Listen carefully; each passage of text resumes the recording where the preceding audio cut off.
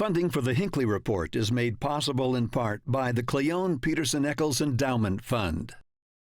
Tonight, on the Hinckley Report, inflation continues to dominate headlines as Utahns grapple with its impact on their wallets and their votes. Utah's governor joins a coalition of leaders working against President Biden's plan to forgive student loan debt. And as the midterm election nears, long-simmering topics reach a boiling point.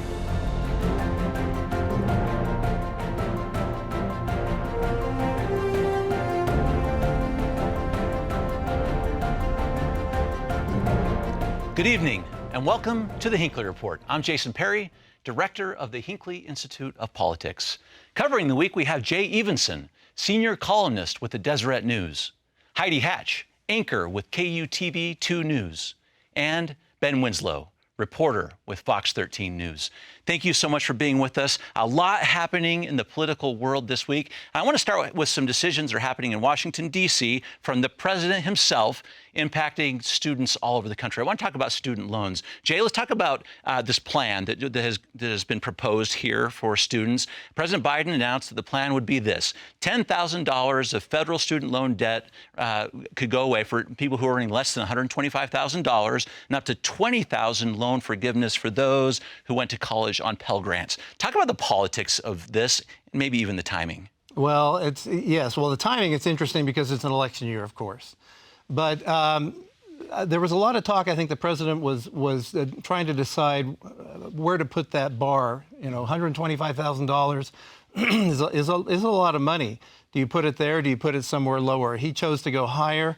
And it's caused that's kind of been the sticking point. There are a lot of people that say, look, we think that lower income people ought to get some help, but when you're talking about people making $125,000 or $250,000 filing jointly, that's a little much. There was a study from the Wharton School of Business in Pennsylvania that said about between 69 and 73% of this forgiveness will go to aid the top 60% of earners in the country. And that's kind of where the Republicans are trying to hit it from. Well, so they are, Heidi. The Republicans are hitting it. In fact, just yesterday, we see this letter come out. 22 Republican governors in the United States send a letter to President Biden saying you need to immediately withdraw this plan because they think that this is not what the government should be doing when it comes to student loans. That's right. And I think even one more, the Massachusetts governor added his name after the fact. I'm not sure exactly why. But we have a lot of Republican governors where you're looking at and thinking, OK, does this win them any points? Does this help at home? Does it help? Because also there was a handful that didn't. And the interesting thing is looking at the handful that didn't.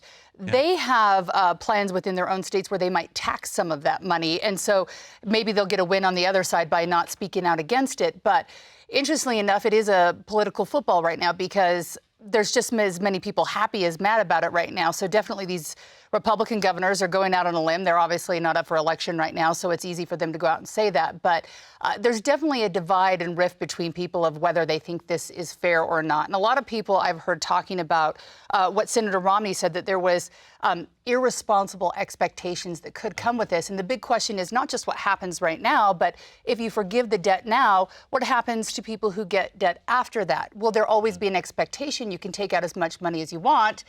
And it'll be paid off. And then what if it isn't? Yeah, but let's get to that quote because it's very interesting. It gets to the heart of where some of the Republicans are, as Heidi just mentioned. Ben, I want to read to you what Senator Romney said about this and get your reaction through the context we just got from Jay and from Heidi.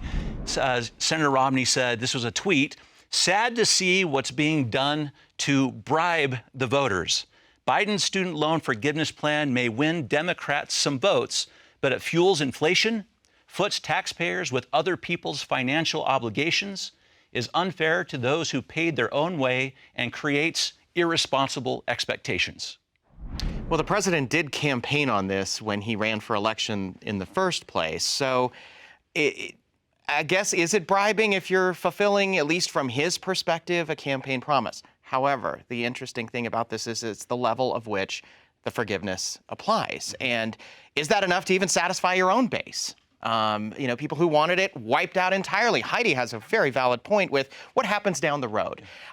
In terms of a state like Utah, well, I don't know how this is really going to play out. We've not exactly been a pro-Biden state, really. So, hard to see how this factors out. Certainly nationally, it's going to have a lot more implications than I think locally. But pro-Bernie, and I think a lot of people, when he was running for office, supported him because he was looking at maybe not even debt forgiveness, but making sure that college was free. And so I think a lot of people in Utah turned out and supported that concept at the time. I think everybody's missing the real point, which is that higher education is too expensive. And so, to your point, it's September. There are a lot of students out there, and what are they doing? They're taking out loans so they can get through the semester. And so we still have this problem that higher education is too expensive. And that's a hard one to deal with. And it goes far beyond just forgiving loans. You can forgive the loans, but you still have the cost. Yeah. So when it comes to the cost of education, I think it's important to put the perspective of the students in there, since they're the ones paying that tuition. And all across the country, state of Utah, those tuition bills are coming right now. And so they're talking about this too. So we've actually asked a student here from the University of Utah, Nahom Tedessi, has actually filmed a question that he would like to ask you to see where this goes from the perspective of a student. Hi, my name is Nahom Tedessi, and I'm a senior here at the University of Utah, double majoring in political science and international studies. And my question for you today deals with my education and the education of millions of Americans. Recently, President Biden released his student loan forgiveness plan, which is claimed to be targeted towards the Americans who struggle the most with their college debt. Here in Utah, residents owe a collective of $10.1 billion in student loans. So my question is, how will Biden's student loan forgiveness plan affect Utahns, and what will the impacts be to our economy? Thank you. I think the big question people have right now is that when you're pumping more money into the economy, that inflation will get worse, because nothing is free. You don't just wipe out debt. The money has to come from somewhere. And there have been some studies saying that, this wouldn't hurt the inflation we're dealing with right now, because once people have to start paying their loans again after this 2-year break after December, that some of that money will start going towards the loans instead of into the economy again. But I think that's the problem, is it's a big question mark and adding to the debt. And we're definitely in an area where, if we're not in a recession already, we're going to be headed that direction.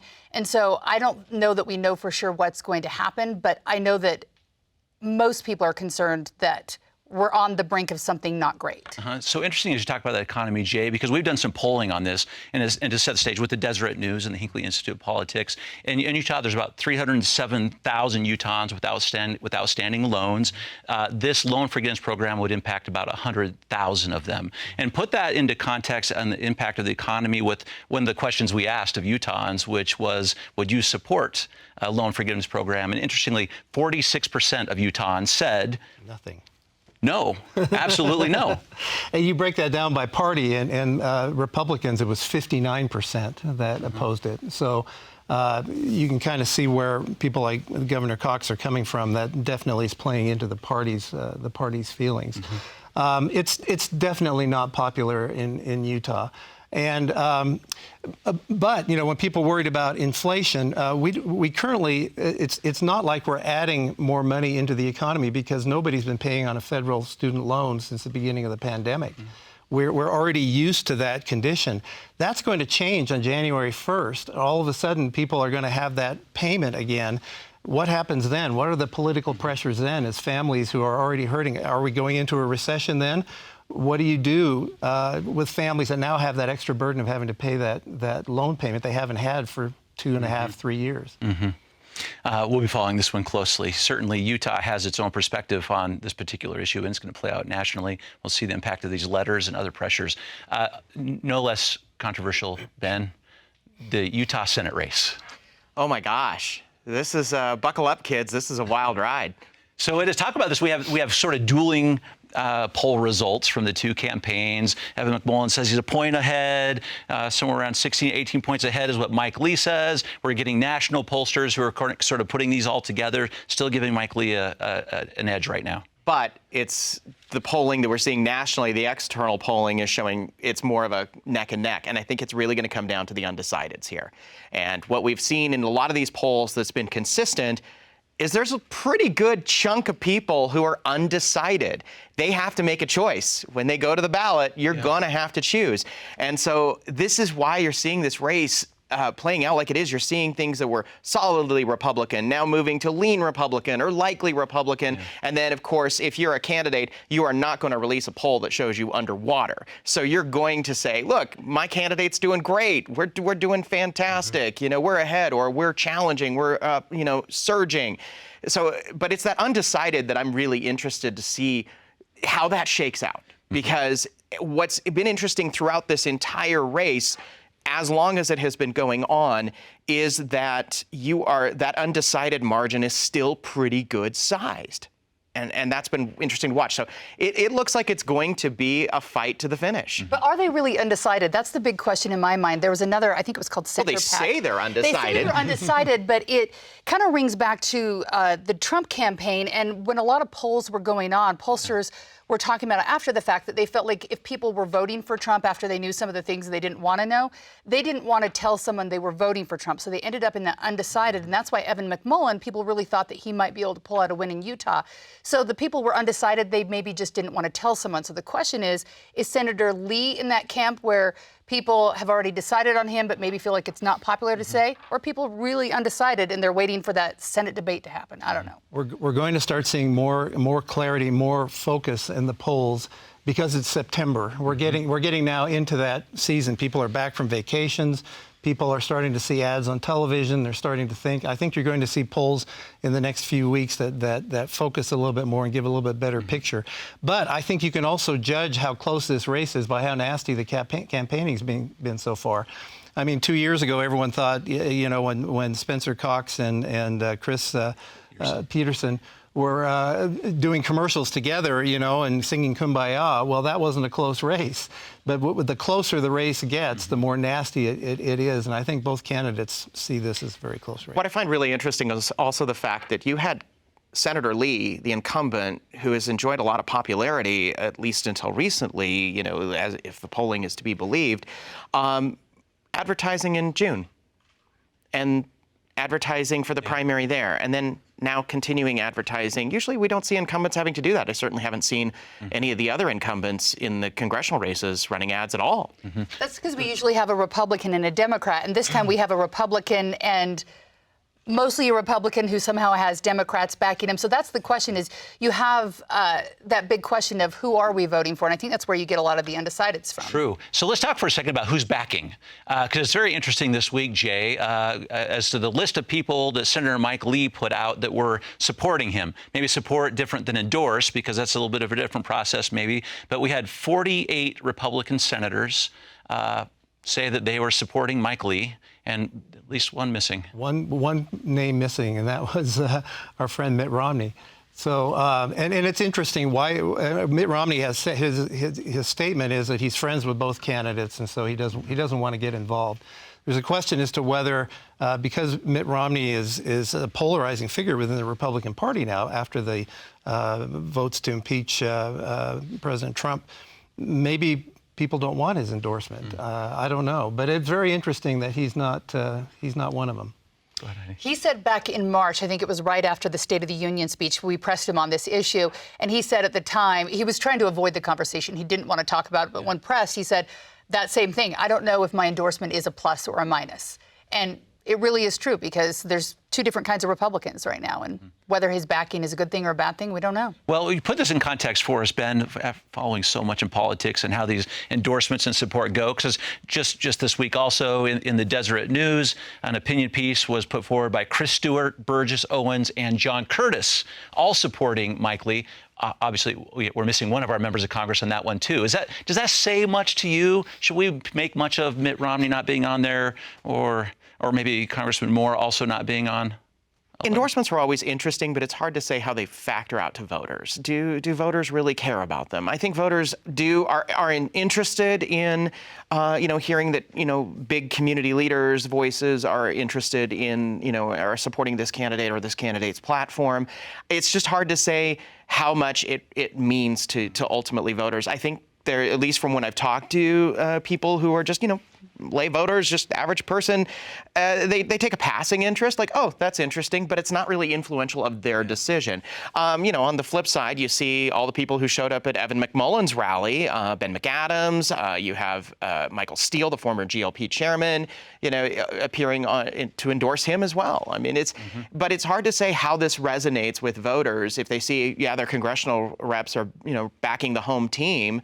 Maybe it's more interesting if they flipped and went the other way. When you talk about the support and how you influence, Heidi, I'm curious what you think about the debates that are coming. I want to plug these because the Utah Debate Commission has just put forward the schedule. And in spite of all the, I would say, kind of nastiness that happened during the primaries, all of these candidates have agreed to do debates. What is the significance of that, and what kind of impact do you think these will have? Well, it doesn't surprise me they've all agreed to do the debates, because here in Utah, we've always had these debates that come right before the November election. What I think Republicans are not used to is having to go debate in a Republican primary. They're not used to it. They're used to coming out of their own caucuses and saying, I'm the winner.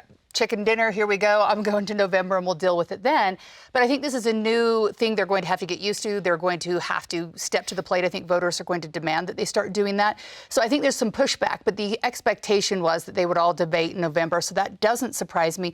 The one I think that we really should be paying attention to, though, is the Senate race, because those undecided voters may actually be listening. And I don't know that usually debates change minds. But Evan McMullen so far has been running on I'm not Mike Lee.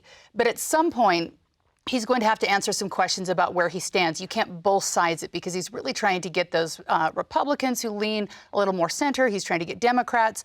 But he's going to have to take some specific stands on specific issues that so far on Twitter and in the commercials battling each other out, he hasn't had to do. And I think that will be interesting for voters to hear them come to the plate. People know where Mike Lee stands and where he votes. There's no question about that. The question is, where will Evan McMullen vote?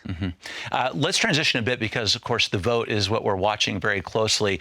Ballots are going to start being sent out to Utahns October 18th through November 1st. People will see them. Comes early. People are going to have to get those votes. And already we have our lieutenant governor talking about voter security, how these mail-in ballots are not just secure, but everyone should have supreme confidence in it. And our lieutenant governor, Deidre Henderson, talked about it just this week. I want to play the clip from her as she's talking about the process and about these clerks and why we should have confidence in this. And Jay, watch this. I want to comment about where Utahns are. We want county clerks to be able to give us their input and their feedback, especially have relationship with legislators as they're making and creating new law. But we want county clerks who can competently run elections as they are currently legislated. And if we have a county clerk who has an agenda other than that, I think citizens should be a little bit worried. This function, this role is it is partisan technically, but it really shouldn't be.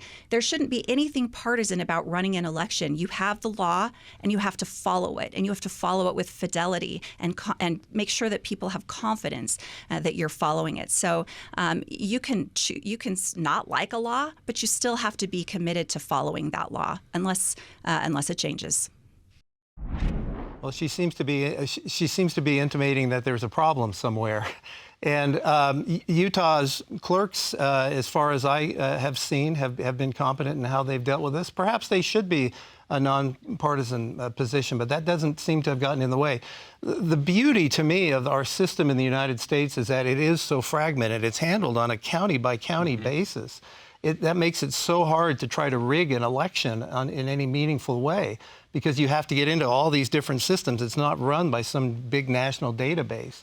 And I think we have to be really careful in messing with that. I think it works well. But what we've seen is a lot of attacks on the system. People still upset about the 2020 election, claiming that there were problems. There's no evidence of that being found here. And what it appears is the lieutenant governor keeps pushing back on those claims, those attacks on the integrity of our election system and how Utah carries them out. And again, it's been very successful. It's very popular.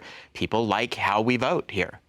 And Heidi, we see no one attacking the mail-in balloting system. It seems like in spite of some bills trying to put it more in person, that's going to persist. I think it's going to persist, and I think that as much as there was concern maybe in the 2020 election because there were some states that were rolling that out at the last minute, Utah's really done a good job with it. There have been some kinks and some bugs along the way, but they do a good job in making this work. And I think that it's made more people vote when it's sitting on your kitchen counter. I think people are willing to sit down, really look at the issues, and vote in more than just the top couple categories, really look at their full ballot. So it's something that's stuck in Utah. I think generally people like it. Even if they have a few questions about it, I think they like the way the process works. People love it. I mean, that's what I've seen. And when I was referring to people like it, I mean, they just, everybody I've talked to who just votes, I mean, they enjoy the mail-in balloting, the time, the pace. They don't feel pressured.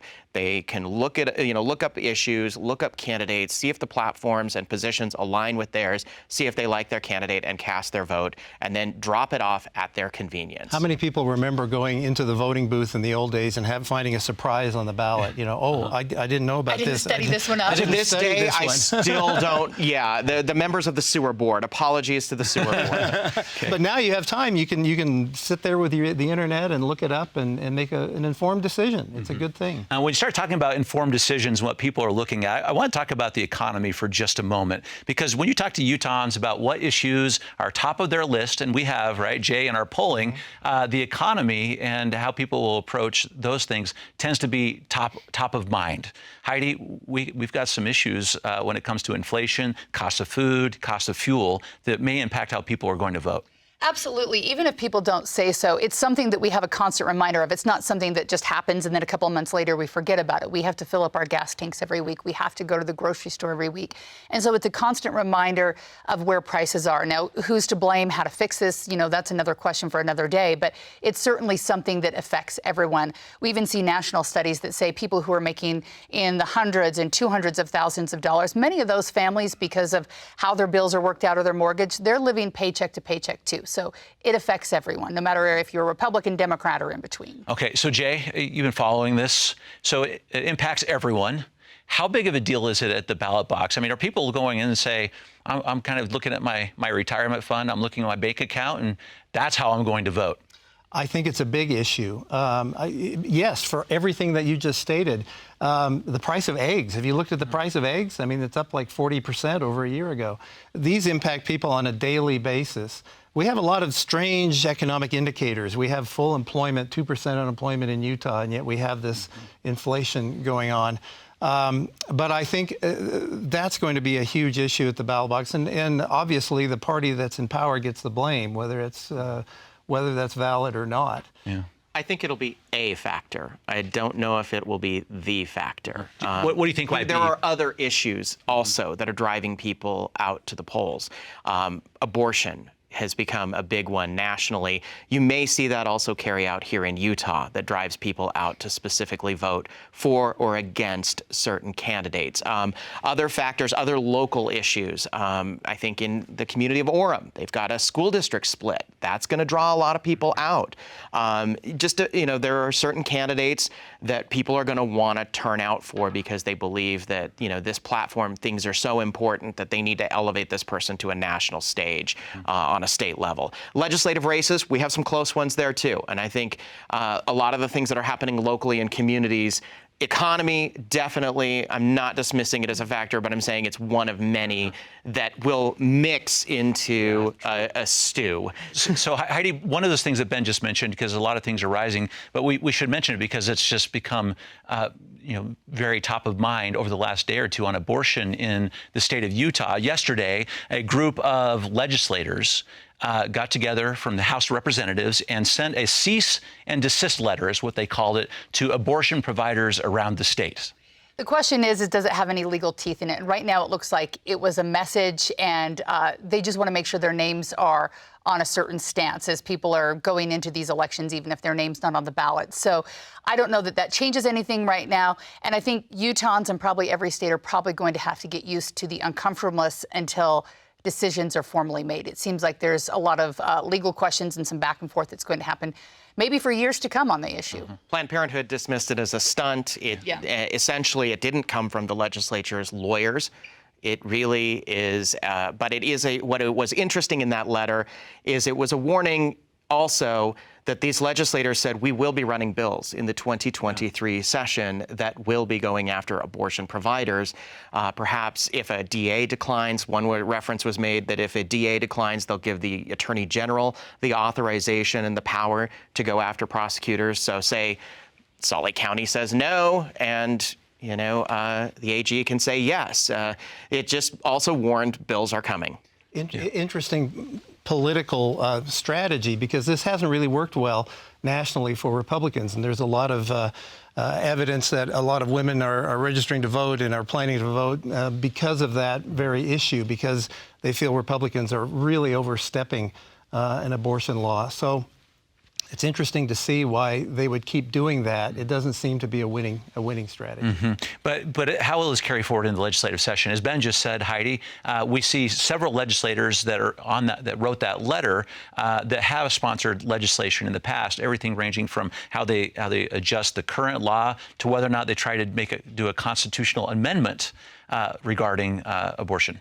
I think a lot of them are just trying to see what sticks right now. And if you look back over the years, a lot of people have said that the legislature has been wasting people's time and money in the sessions talking about these abortion bills. But really, they got a trigger law into place, so they had that. And I think there's a lot of people looking behind the scenes and even meeting Republicans and Democrats alike, looking to see what they can do in their legislatures to maybe be a domino effect and do kind of the same thing, where if one thing works in one state, it'll work in another. But I think right now they're trying to figure out what will stick and what will work. Mm-hmm. Ben, in our last 20 seconds, Utah unique in this positioning? I think we're hardly unique. I think this is playing out all over in state houses across the country. Yeah, we're watching it very closely. Interesting developments that we will, of course, continue to watch here on the Hinckley Report. Thank you so much for being with us this evening and for your great insights. And thank you for watching the Hinckley Report. This show is also available as a podcast on pbsutah.org/Hinckley Report or wherever you get your podcasts. Thank you for being with us. We'll see you next week.